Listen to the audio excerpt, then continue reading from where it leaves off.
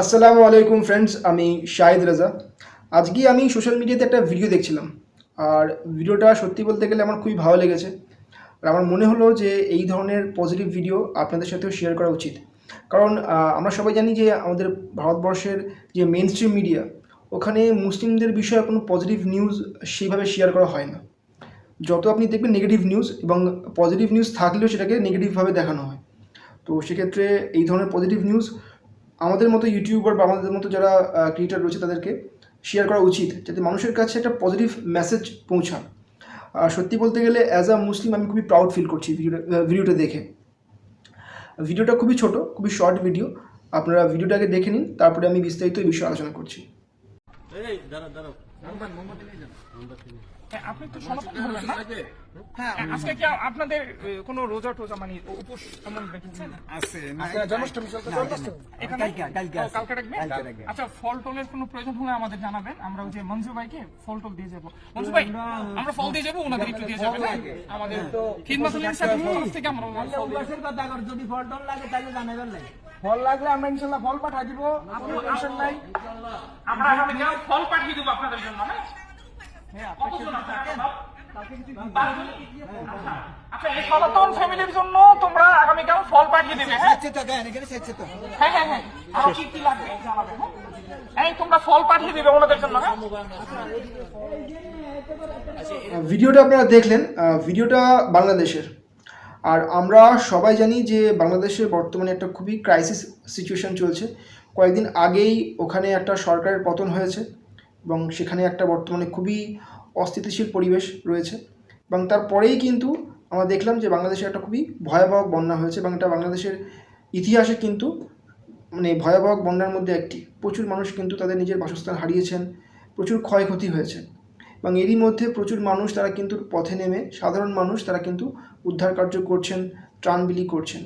তো এরই মধ্যে দেখলাম আমরা ভিডিওতে যে একটা মুসলিম যুবক এবং তার সঙ্গে আরও অনেক লোক রয়েছে, তারা একটা এরিয়ায় ত্রাণ বিলি করছেন। এবং যে এরিয়াটা সেটা আই থিঙ্ক মনে হয় মানে হিন্দু বহুল এরিয়া, বা হিন্দু মুসলিম সবাই ওখানে থাকে হয়তো। এবং যে ব্যক্তিটিকে ত্রাণ দেওয়া হচ্ছে উনি একজন হিন্দু সম্প্রদায়ের মানুষ।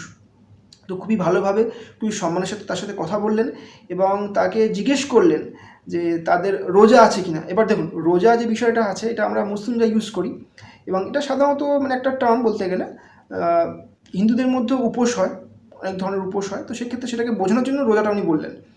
পরে আবার উনি ক্লিয়ার করলেন যে আপনাদের উপোস আছে।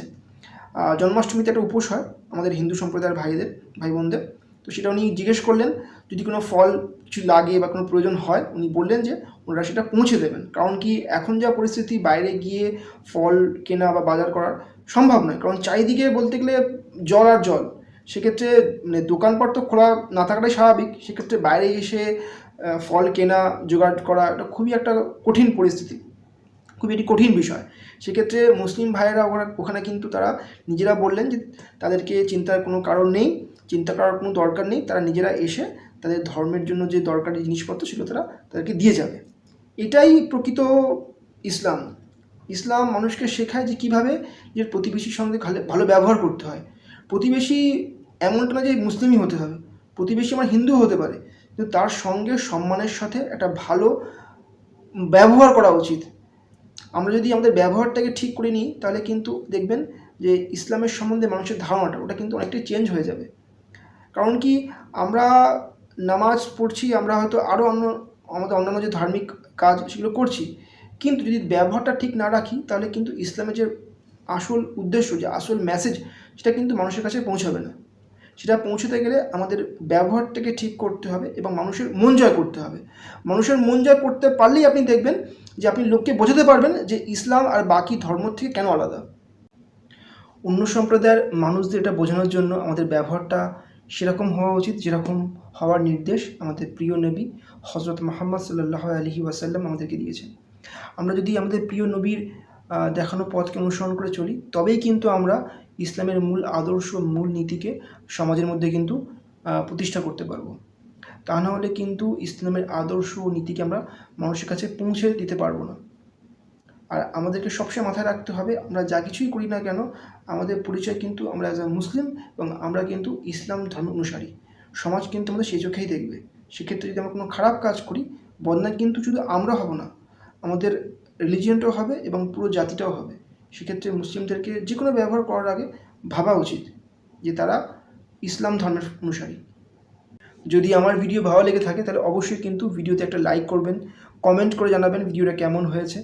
আর যদি আমার কন্টেন্ট ভালো লেগে থাকে তাহলে অবশ্যই কিন্তু ভিডিওটিকে শেয়ার করবেন আর এই চ্যানেলটিকে কিন্তু অবশ্যই সাবস্ক্রাইব করবেন। আসসালামু আলাইকুম।